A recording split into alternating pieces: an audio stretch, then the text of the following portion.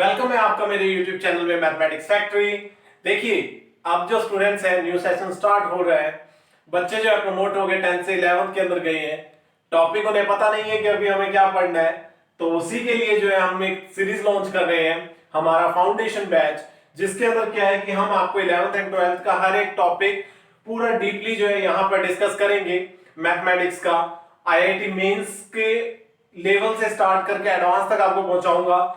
और please join कीजिए मुझे मेरी क्लासेस को, और जाने से पहले please like, share and subscribe. देखिए, हमारा पहला टॉपिक है लॉगरिथम। अरे भी कुछ नहीं है, बेसिक से स्टार्ट करेंगे। देखो, आप लोग 11th के अंदर अभी आए हो, लेकिन मैं जो है आपको 10th का पहले फटाफट जो है बेसिक रिवाइज करवा देता हूं, जिसके अंदर जो है हम नंबर सिस्टम, किसी इनइक्वालिटी को कैसे सॉल्व करते हैं, फैक्टराइजेशन, रिमाइंडर थ्योरम और ये सब कुछ पहले कर लेंगे। उसके बाद लॉगरिथम पे आएंगे। लॉगरिथम तो सिर्फ नाम है, पहला लेक्चर तो हमारा 10th रिवीजन में निकल जाएगा। तो देखिए, अब 10th रिवीजन के लिए क्या करते हैं, सबसे पहले हमें जो है बेसिक से स्टार्ट करेंगे। बेसिक फंडा। देखिए, बेसिक फंडा स्टार्ट करने से पहले क्या है, मैं आपको नंबर सिस्टम पे डिस्कस कर देता हूं। नंबर सिस्टम पे कैसे डिस्कस करते हैं, देखिए, अगर बात करें नंबर सिस्टम की, तो पहला नंबर सिस्टम जो है, सबसे पहला सबसे बड़ा सेट जो आता है वो आता है रियल नंबर्स का सेट। अभी कॉम्प्लेक्स भी आएगा, कॉम्प्लेक्स रियल से भी बड़ा होता है, लेकिन अभी हम नहीं पढ़ेंगे वो। हम कॉम्प्लेक्स पढ़ेंगे 3 4 5 लेक्चर्स के बाद में, जब हमारे 5 चैप्टर कंप्लीट हो जाएंगे। उसके बाद में अलजेब्रा का ही पोर्शन है। तो देखिए, रियल नंबर की बात करें तो रियल नंबर का आपको पता है कि माइनस इंफिनिटी टू -3 -2 -1 0 1 2 3 ऐसा करके इंफिनिटी तक। ये जो सेट है ये होता है रियल नंबर का सेट। ठीक है, अब देखिए नेक्स्ट जो है, नेक्स्ट हम पढ़ेंगे होल नंबर्स। इसी के सबसेट में पढ़ने स्टार्ट करते हैं। देखिए, इसको हम अभी नहीं डिस्कस करेंगे, पहले स्टार्टिंग कर रहे हैं होल से। आपका मैं 9th और 10th रिवीजन करवा रहा हूं। होल नंबर कहां से स्टार्ट होता है, 0 से। 0 1 2 3 4 एंड सो ऑन इंफिनिटी तक। फिर आता है नेचुरल नंबर। अब देखिए, नेचुरल नंबर कहां से स्टार्ट होगा, 1 2 3 4 5 6 ऐसा करते हैं इंफिनिटी तक। देखिए, नेचुरल नंबर इसे क्यों कहा गया, जीरो इंक्लूड क्यों नहीं किया गया, क्योंकि खुद सोचिए, नेचर के अंदर किसी भी पॉइंट पे जीरो मिलना इम्पॉसिबल है। हम नेचर के अंदर कहीं भी जीरो नहीं देखते।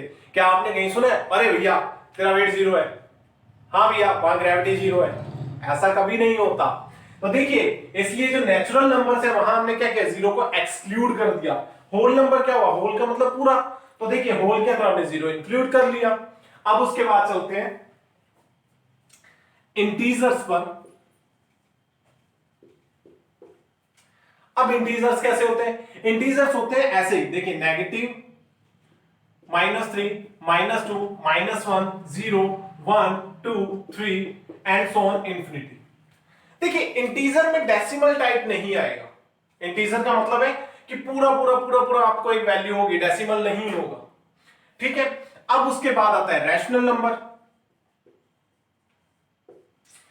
रैशनल नंबर हमें क्या सिखाते हैं 10th तक, 10th तक हमें एक ही बात सिखाते हैं, पी और क्यू जो है फॉर्म के अंदर हो। तो देखिए, रैशनल पे ही बात करते हैं। तो रैशनल की अगर बात करें,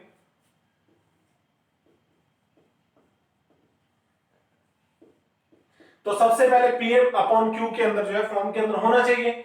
और दूसरी बात जो सबसे इंपॉर्टेंट है, क्यू नॉट इक्वल टू 0। और तीसरी बात, पी एंड क्यू के अंदर कुछ कॉमन नहीं होना चाहिए, नो कॉमन। अब उसके बाद देखिए, रैशनल नंबर का मतलब क्या है, जो डेसिमल के बाद टर्मिनेट होता हो। पॉइंट यही है कि सपोज कीजिए मैंने क्या लिखा, 3/4। अब क्या करूंगा, जब मैं इसे डिवाइड करूंगा तो कहीं ना कहीं या तो ये टर्मिनेट होगा या वैल्यूज डेसिमल के बाद रिपीट करेंगी। तो क्या लिखूंगा, टर्मिनेटिंग और रिपीटिंग। इस टाइप की जो फॉर्म है वो क्या है, वो रैशनल नंबर है। इंटीजर्स भी क्या होते हैं, रैशनल की फॉर्म के अंदर लिख सकते हैं हम, लेकिन करना क्या होता है, इंटीजर्स के अपॉन में, सपोज कीजिए इंटीजर का पूरा सेट ही मैं ले लेता हूं z से, अपॉन में 1, तो z अपॉन में 1 पूरा मैं लिख सकता हूं, क्या मैंने इसे p अपॉन q की फॉर्म में लिख दिया, हाँ लिख दिया। तो ये क्या है, ये सबसे छोटा जो है इसका रैशनल नंबर का सेट बना सकते हैं अगर हम देखें तो। ठीक, अब देखिए एक बात आती है, अब हमें क्या क्या पता कर लिया हमने, देखिए होल नंबर डिस्कस हो गया, नेचुरल हो गया, इंटीजर्स हो गया, रैशनल हो गया, इरैशनल की बात करते हैं। अब देखिए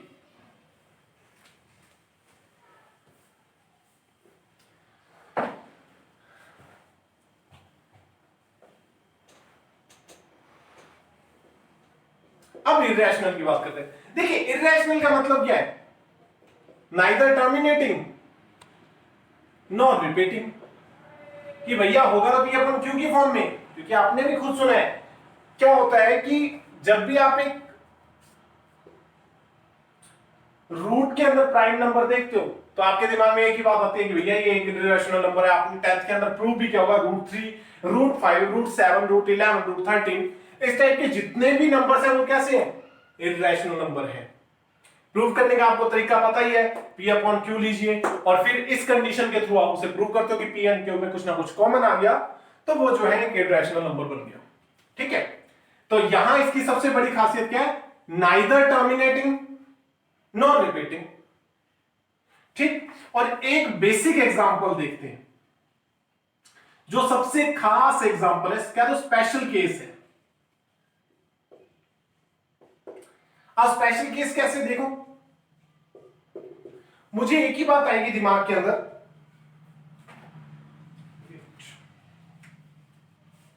इरैशनल हो गया। ठीक, पाई जो है वो एक इरैशनल नंबर है, वेयर एज 22/7 जो है वो एक रैशनल नंबर है। लेकिन 22/7 भी जो है वो भी क्या है, नाइदर रिपीटिंग नॉट टर्मिनेटिंग, लेकिन फिर भी ये क्या है, रैशनल नंबर है, और पाई एक इरैशनल नंबर है। इसको हमेशा बेसिक जो है इस एग्जांपल को स्पेशल केस है ये हमारा, जो रैशनल और इरैशनल की बाउंड्रीज को क्रैक करता है। अप्रोक्स वैल्यूज इक्वल होती है 6th या 7th पॉइंट तक, उसके बाद डिजिट्स चेंज होने लग जाती है। इससे आगे चलते हैं तो हम देखते हैं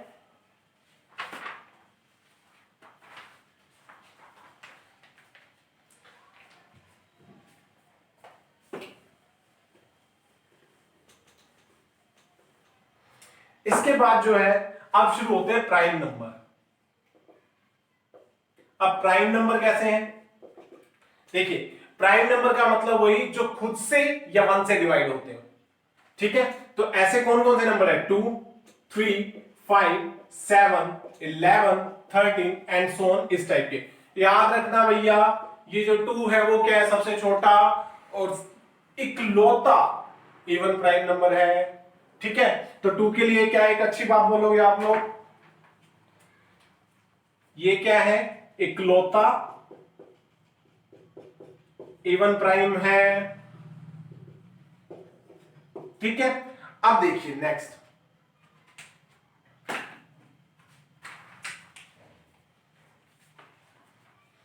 एक बात और याद रखनी है,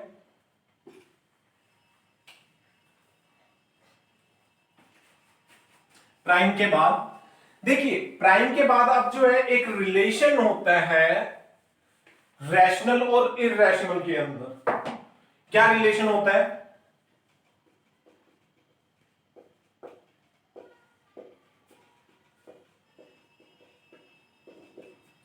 कि एक अगर रैशनल आता है नंबर तो उसके जस्ट बाद कौन आएगा, एक इरैशनल नंबर। आईआर से शो कर रहा हूं, आप चाहो तो रैशनल को आपको पता है क्यू से करते हैं और इरैशनल को किससे करते हैं, क्यू डैश से। तो देखिए हमेशा याद रखना, क्यू के बाद क्यू डैश आएगा, फिर इसके बाद क्यू आएगा, मतलब अल्टरनेट मैनर के अंदर जो है ये आपस में एक दूसरे को रिपीट करते हैं। कैसे, जैसे सपोज कीजिए मेरे पास कोई एक नंबर आएगा Q1 रैशनल, फिर उसके बाद क्या आएगा Q1 डैश इरैशनल, फिर आएगा Q2, फिर आएगा Q2 dash and so on. देखिए मुझे नहीं पता इन दोनों के बीच में गैप क्या है, मुझे नहीं पता क्या ये एपी है जीपी है क्या है, मुझे नहीं पता, लेकिन हाँ इतना पता है कि किसी एक डिस्टेंस पे जाने के बाद मुझे एक इरेशनल नंबर मिलेगा, फिर उसके बाद रैशनल इरेशनल रैशनल इरेशनल, ये सीक्वेंस चलेगा। ठीक है, अब उसके बाद और आगे चलते हैं।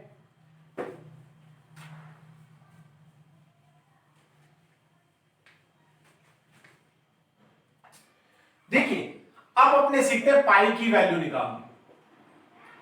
देखिए हमें यह पता है अगर एक सर्कल की सरकमफ्रेंस की बात करें तो वो क्या होगी 2 पाई आर। तो अब देखिए मुझे पाई की वैल्यू चाहिए तो पाई को तो चुप करके यहां रख लेता हूं, सरकमफ्रेंस को सी से दिखा रहा हूं, तो circumference divide by 2r is equal to pi, या कह दो circumference divide by diameter equal to pi. सही है। अब देखिए उसके बाद आगे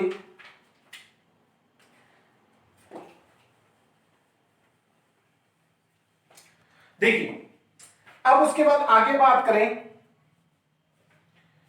ट्विन प्राइम की। अब देखिए कुछ एक टर्मिनोलॉजी यहां आगे चेंज हो जाती है। चेंज होने का मतलब कैसा कि अब आपको कुछ ना कुछ अलग चीजें पढ़नी पड़ेंगी। अब आप पढ़ोगे ट्विन प्राइम।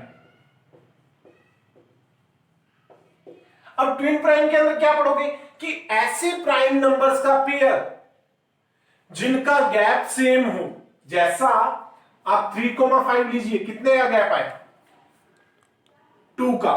सही है। अब इसके बाद लीजिए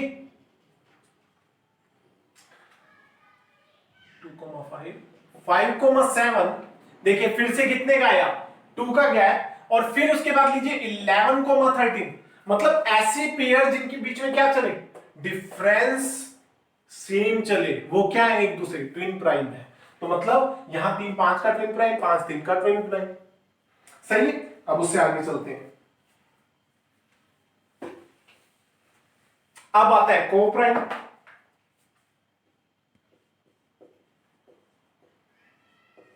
को प्राइम क्या कहते हैं कि को प्राइम कहता है ऐसे टू इरेशनल नंबर, इरेशनल तो नहीं कह सकते, ऐसे टू नेचुरल नंबर जिनका जो है आपस में HCF 1 आ जाए। जैसे मानिए HCF की बात करते हैं 2,3, नेचुरल नंबर की बात हुई है। नेचुरल नंबर कौन से होते हैं, वही अपना 1 से चलिए इंफिनिटी तक, तो 2,3 क्या है, इन दोनों का HCF लीजिए, इक्वल टू 1 आ रहा है, तो ये क्या है एक दूसरे की को प्राइम। ठीक है। अब देखिए उससे आगे चलते हैं।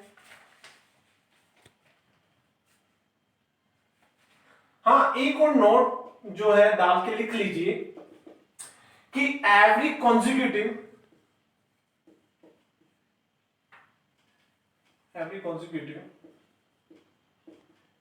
Number is are co-prime to each other।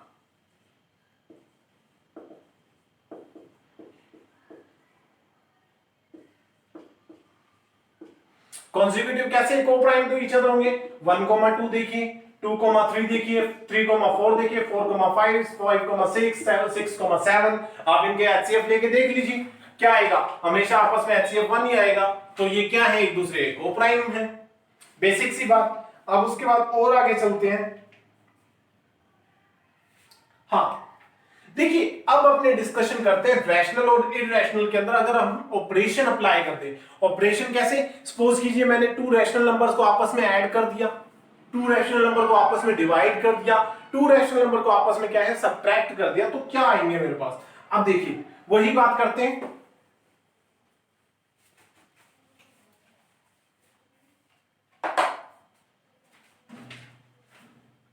Note डाल के लिख लीजिए, सम ऑफ 2 रैशनल, रैशनल को मैं क्यू से ही दिखा रहा हूं, rational numbers equal to rational. ठीक। दूसरा difference of 2 rational number is equal to again Q. फिर उसके बाद multiply of 2 rational is equal to again rational, और फिर divide of 2 rational equal to again rational. ये थोड़ा सा रिजल्ट है, याद रखिए। ठीक है। अब उसके बाद और आगे चलते हैं। अब देखिए ये तो रैशनल की बात हुई, अगर इरैशनल होता तो देखिए अगर इरैशनल होता तो मुझे नहीं पता सम करने पे क्या वो वैल्यू मेरी जो है वो रैशनल आएगी इरैशनल आएगी, मुझे नहीं पता। तो देखिए सपोज करते हैं, इसका एक एग्जांपल लेते हैं। Don't say may be rational और इरैशनल। ठीक है, अब देखिए कैसे। सपोज कीजिए मैं दो नंबर ले लेता हूं अपनी तरफ से। एग्जांपल 1 माइनस रूट टू एक रैशनल इरैशनल नंबर है, और 1 प्लस रूट टू एक इरैशनल नंबर है। इन दोनों का मल्टीप्लाई कीजिए, क्या आएगा? 1 minus root two multiply by 1 plus root two. जैसे मल्टीप्लाई करोगे तो क्या आ जाएगा? 1 माइनस टू इक्वल टू -1। क्या हुआ? एक इरैशनल आया? नहीं, लेकिन यहां क्या था? एक इरैशनल ही आना था, रैशनल ही आना था, बशर्ते कुछ कॉमन नहीं होना चाहिए।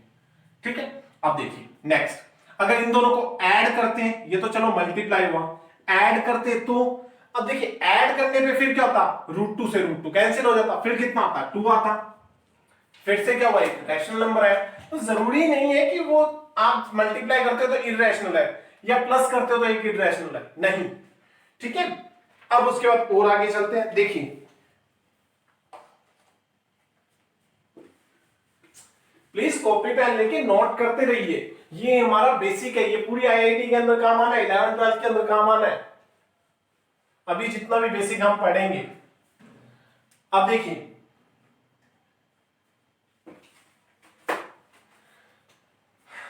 अब उसके बाद और बात करते हैं।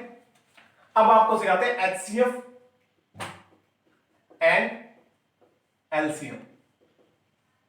एचसीएफ एंड एलसीएम कैसे लेंगे? देखिए एचसीएफ और एलसीएम लेना, पहले तो अब मैं भी था जब मेरे को जब मैं 11th में था, मेरे टीचर्स ने बताया कि भैया आप एचसीएफ और एलसीएम लेना सिखाएंगे, तो पहले तो मैं क्या होता है 11th में आ गया, मेरे को सब आता है।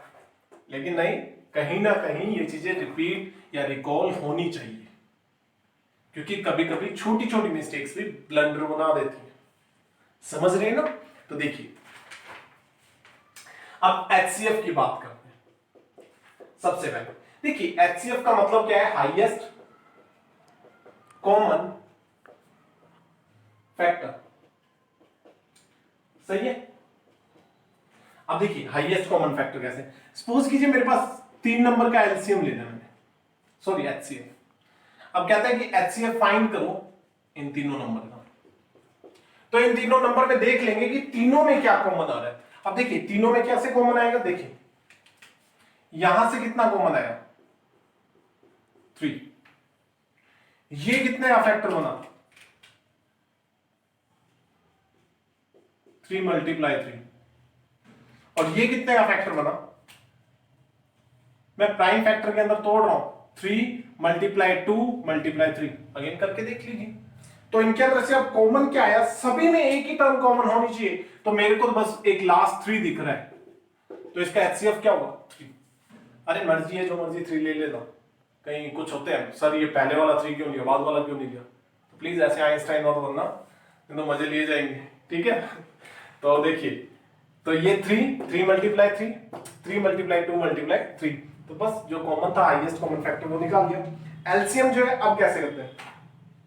देखिए एलसीएम पे हमें जो डिस्कस करनी है, देखिए एलसीएम में क्या होगा?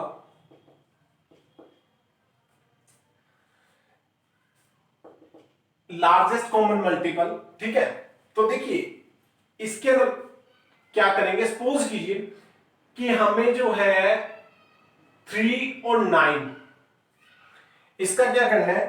हाईएस्ट जो है ऐसे एलसीएम निकालना है। तो एलसीएम कैसे निकलेगा? यहां से देखिए 3 है, यहां से 3 मल्टीप्लाई 3 है, इसको क्या लिख सकता हूं? 3 मल्टीप्लाई 1, यहां से 3 मल्टीप्लाई 1 और सॉरी 3, जो जो कॉमन है उन्हें एक बार लिख लो 3, और जो बचे हुए उनको आपस में दोबारा रिपीट कर दो, तो कितना आ गया? 9 आ गया एलसीएम। ये थी 10th तक की बात, अब 11th की बात पढ़ते हैं एलसीएम में। देखिए एलसीएम क्या कहता है? एलसीएम मुझे एक ही बात कहता है,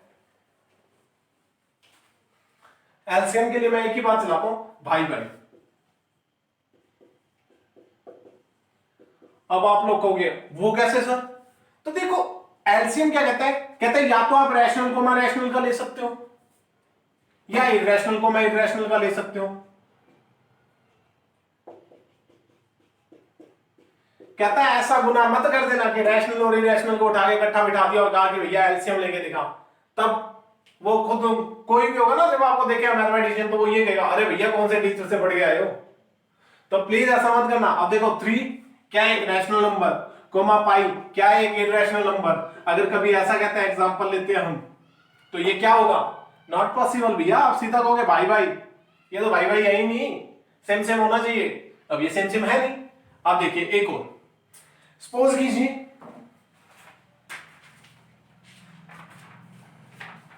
कोई अच्छा सा एग्जांपल ही ले लेते हैं।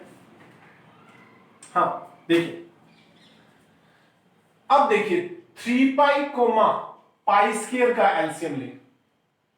ठीक है, अब देखिए ये भी एक एग्जांपल नंबर 2 है और ये ज्यादा अच्छे से क्लियर करेगा आपकी बात को। ठीक है, अब देखिए कैसे।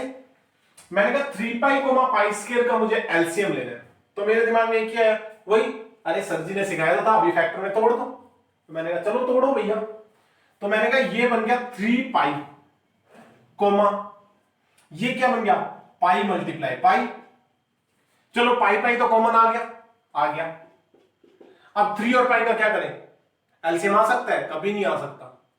तो होगा क्या? 3 और पाई मुझे प्रॉब्लम करेंगे, इसलिए मैं क्या कहूंगा फिर से वही 3 और पाई आ गया, रास्ते में बैठ गया, वही भाई भाई फेल हो गया। तो अब क्या होगा? Not possible. सही है ना? अब देखिए नेक्स्ट। तो याद रखना ये नोट डाल के लिख लो कि एलसीएम जो है वो हमेशा अपनी बराबरी वाली के साथ ही चलता है। जैसे देखो एलसीएम का लिख दो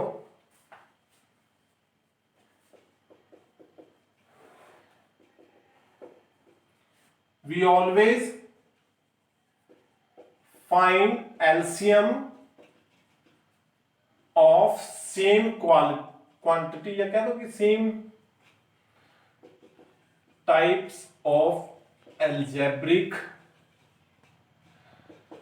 quantities। सही है? अब देखिए नेक्स्ट।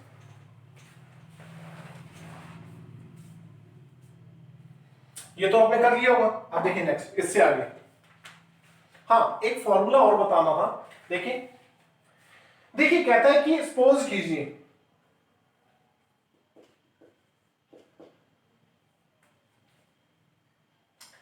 अगर मुझे एलसीएम निकालना है रैशनल नंबर्स का। रैशनल नंबर्स का कैसे? सीरियसली रैशनल नहीं है तो ये कैसे हो गए? a upon B C upon D E upon F, इनका एलसीएम निकालना है। तो इसका फॉर्मूला क्या होगा? इसका फॉर्मूला डायरेक्ट होगा ऊपर वालों का एलसीएम मतलब न्यूमरेटर पार्ट का a c e और HCF of denominator b d f। ठीक है, अब देखिए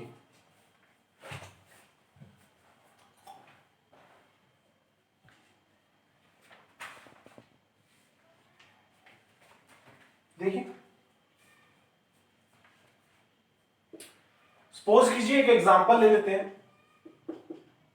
कि π/2 और 3π/7 का मुझे क्या चाहिए? एलसीएम चाहिए। अब देखिए ये भाई भाई है, पाई पाई इरेशनल ठीक है। तो ऊपर वालों का एलसीएम लेते हैं। एलसीएम लेने पे क्या होगा? 3 कॉमन और ऊपर बन गया 3 पाई स्क्वायर। नीचे वालों का एचसीएफ लेते हैं। एचसीएफ 2 और 7 का एचसीएफ क्या होगा? 1। तो क्या आ गया? 3 पाई स्क्वायर। ये इसका एलसीएम है। अब देखिए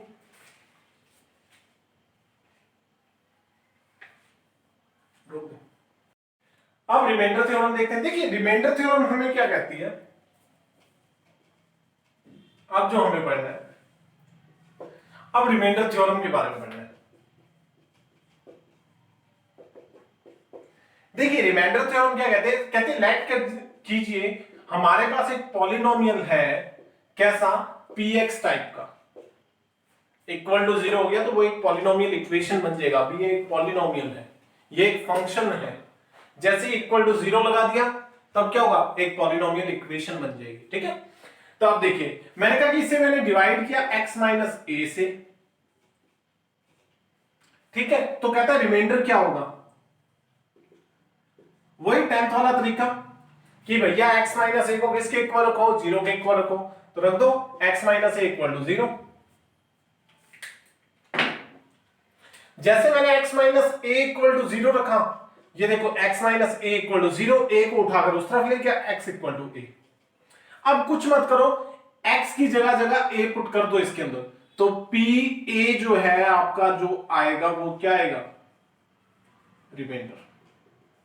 बस इतनी सी बात करती है रिमाइंडर थ्योरम। रिमाइंडर थ्योरम क्या कहती है, पी एक्स है हमारे पास पॉलिनोमियल, x माइनस ए से उसे डिवाइड किया तो रिमाइंडर जो होगा वो पी ए होगा, मतलब x माइनस ए को 0 के इक्वल रखो, x इक्वल टू ए आएगा, वो वहां पुट कर दो आंसर। ठीक, अब फैक्टर थ्योरम की बात करते हैं, सेम पैरेलल।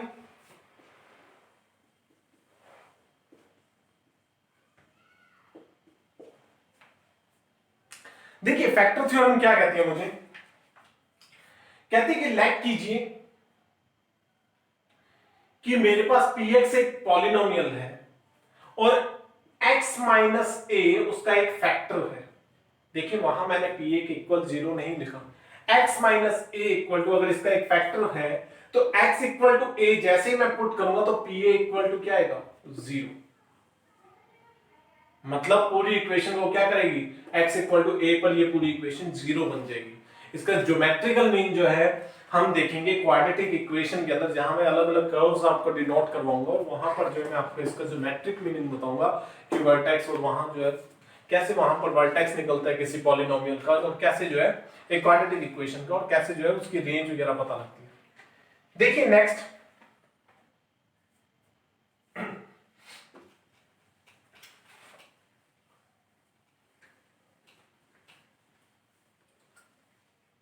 लास्ट जो है हमें 10th का पढ़ना है। ये सिर्फ थियरी चल रही है, अभी क्वेश्चन हमने स्टार्ट नहीं किया, हम सिर्फ अभी थियरी की बात कर रहे हैं। देखिए फैक्टर थ्योरम हो गई, अब उसके बाद एक और बात जो हमने 10th के अंदर पढ़ी थी, हमने कहा था कि सपोज कीजिए 5 जो है मैं 2 से डिवाइड करता हूं, तो यहां कितना आएगा 2, यहां कितना आएगा 4, यहां आएगा 1। तो मतलब मैं 5 को लिख सकता हूं इन दोनों का प्रोडक्ट प्लस दिस, माने 2 मल्टीप्लाई 2 प्लस 1। अब देखिए यहां 1 क्या है, रिमाइंडर,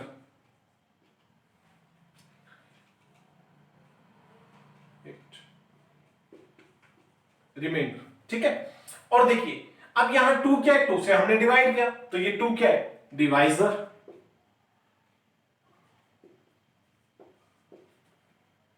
और ये 2 क्या है, कोशेंट। तो देखिए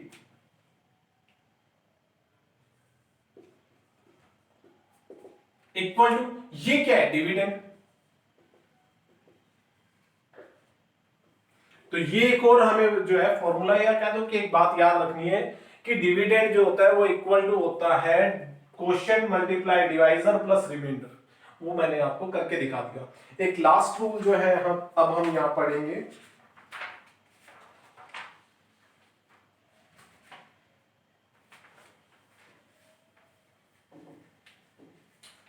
यहां पर अब हम पढ़ेंगे कंपोनेंडो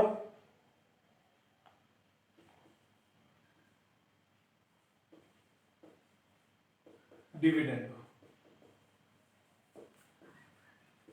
देखिए पहला टॉपिक हम पढ़ेंगे कंपोनेंडो। देखिए कंपोनेंडो क्या कहते हैं,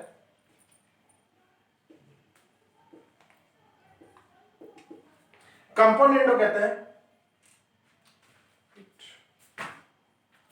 कंपोनेंडो कहते हैं ए प्लस बी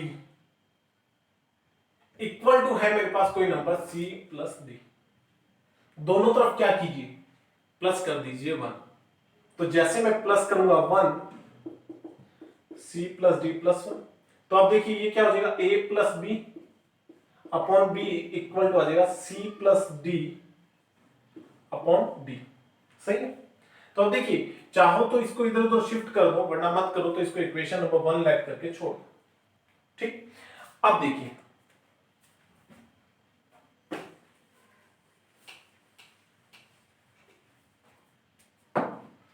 नेक्स्ट करेंगे डिविडेंडो। अब देखिए डिविडेंडो क्या कहता है, कहते हैं ए अपॉन बी इक्वल टू है सी अपॉन डी। सही है। तो अब देखिए यहां से क्या कहेगा वहां आपने +1 किया, यहां कर दो -1, तो a minus B upon B बन जाएगा और ये बन जाएगा c minus D upon D. क्या करना है आपने, a upon B -1 equal to c upon D -1। सही। तो ये बन गया फॉर्म, इक्वेशन नंबर 2। अब हमें क्या चाहिए, कंपोनेंडो एंड डिविडेंडो। पहले कौन, कंपोनेंडो, फिर कौन, डिविडेंडो। तो कर दो इक्वेशन 1 डिवाइड बाय इक्वेशन 2। तो क्या आ जाएगा, इक्वेशन 1 डिवाइड बाय इक्वेशन 2 करोगे तो देखो b से b तो कैंसिल आउट, तो आएगा क्या, a minus B a plus B upon में a माइनस बी, और ऊपर आ जाएगा c प्लस डी अपॉन में c माइनस डी।